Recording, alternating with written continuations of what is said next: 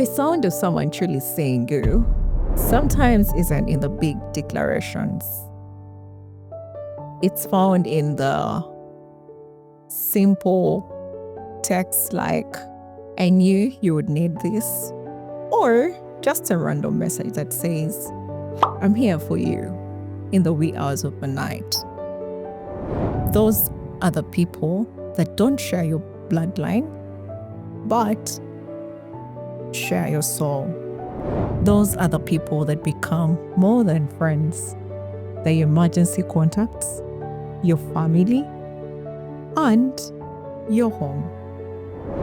This is for someone who has found family in the most unexpected of places. This is for you. And to those who are still finding theirs, stick around and let's delve into this.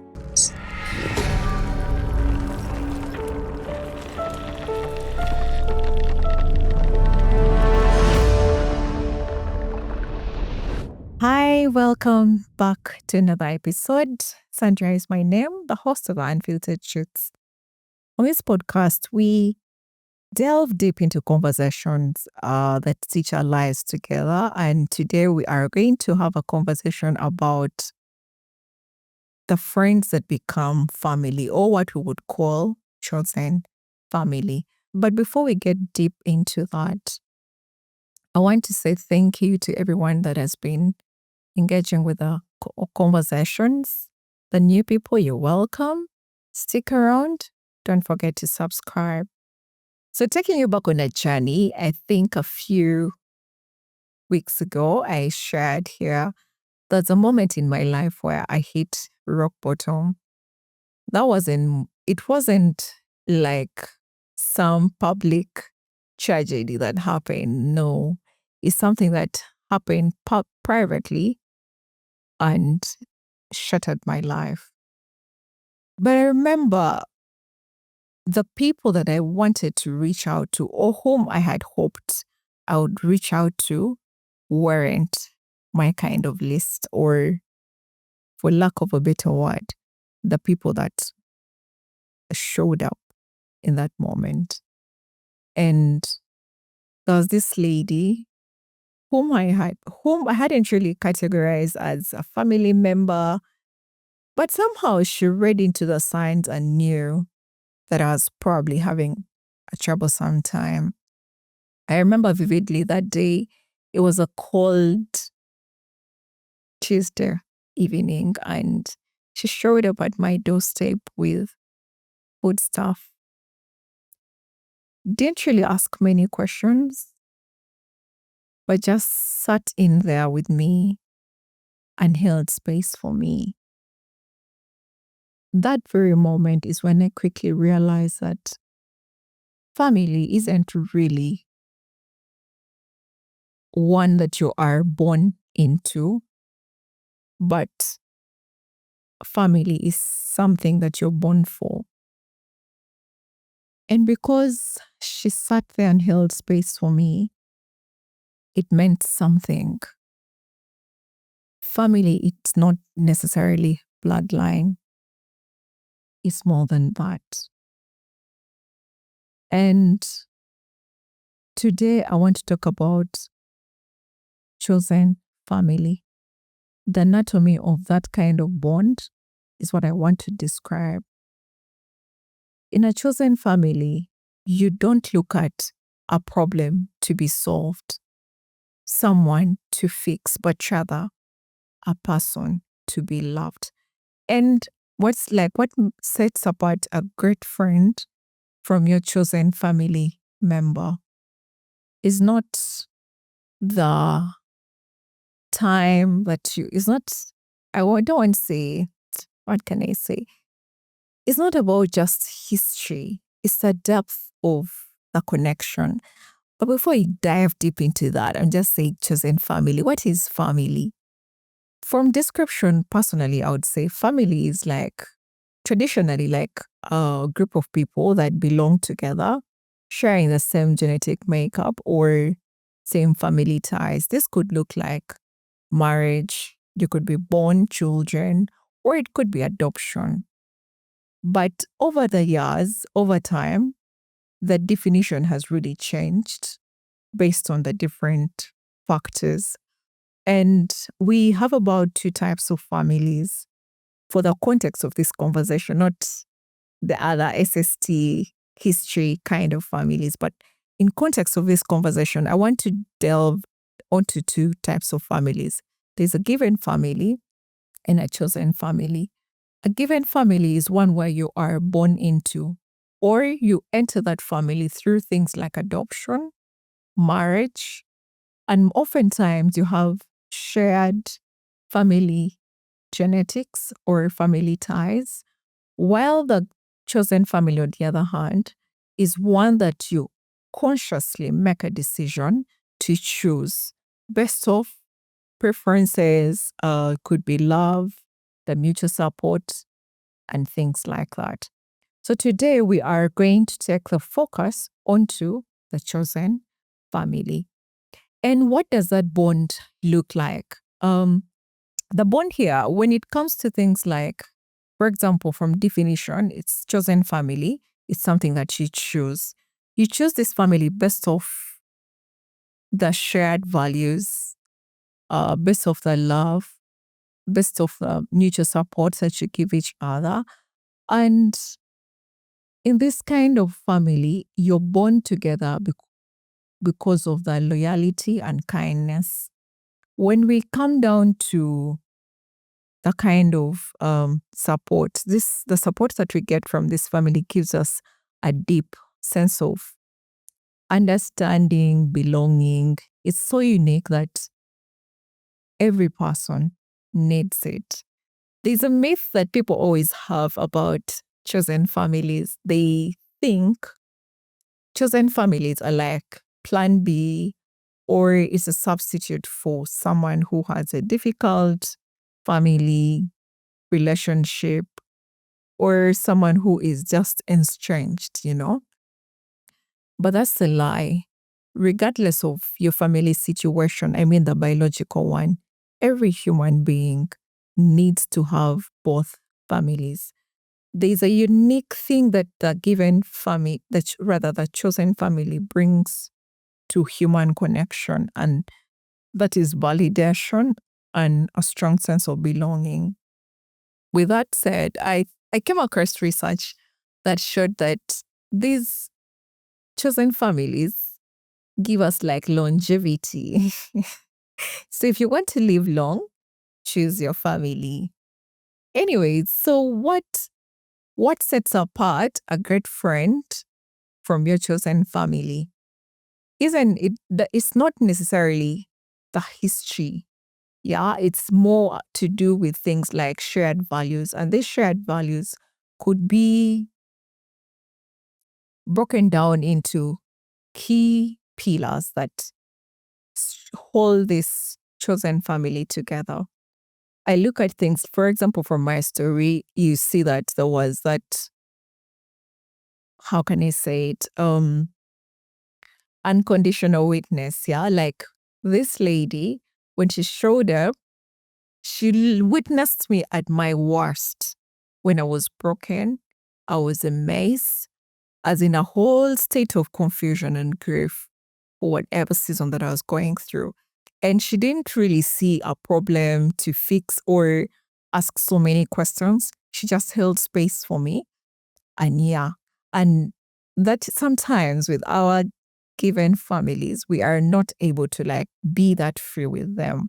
So yes, unconditional witness is one of the pillars that really define this chosen family. The other pillar would be, it's not about shared history, but it's about shared values. Like, what would these values look like? They could look like loyalty. They could look like kindness.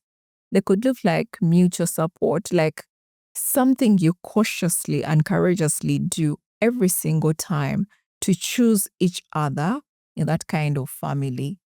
The other pillar is that there's a way chosen family members give us like how can I say, like, they give us like a radical permit to like a radical permission to do stuff. Like you don't hold back with your chosen family. Like you are free and you can do anything, everything without fear of being judged or guilty about stuff or just pretending to be someone else.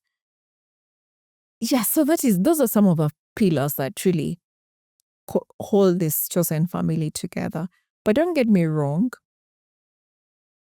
Like I said, we all need both families, the given and the chosen. But I want to emphasize why I'm really talking about the chosen family is because these are the people that know you for who you are presently, and they will always share you in the future. The unfortunate bit is our given families never really get to know who we are. They are stuck in a loop of knowing you as a child, as a teenager, and nothing else. Like, because remember, you're not free with them, you're not able to like do things that you would ordinarily do with your chosen family. So they don't really know you that much. Anyways, so how do we build this family?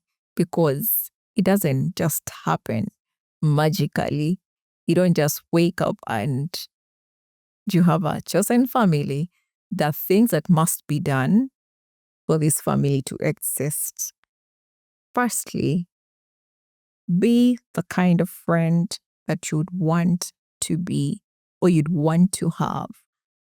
I know I have said this many times, but yes, as a human experience enthusiast, be the kind of friend that you would want to be, like, if you want your friend to be kind yourself.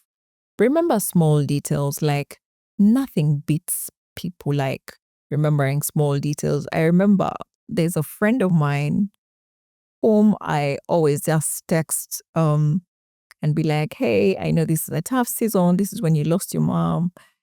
And I'm just here with you. Like, not trying to say all these things, or I'm just saying, hey, I remember you and this season brings dark memories, but I'm here with you. And it really means a lot to them, which is a good thing. So remember the small stuff. Just in case you saw something that reminded you of someone, just be like, hi, this reminded me of you. How you doing? Like all those things. Or if you're just going somewhere and maybe you're in the neighborhood and you know this person has been going through some tough time, it could even be a good time and you're like, you know what? I'm in your hood and what can I get from the store as I come by to check on you?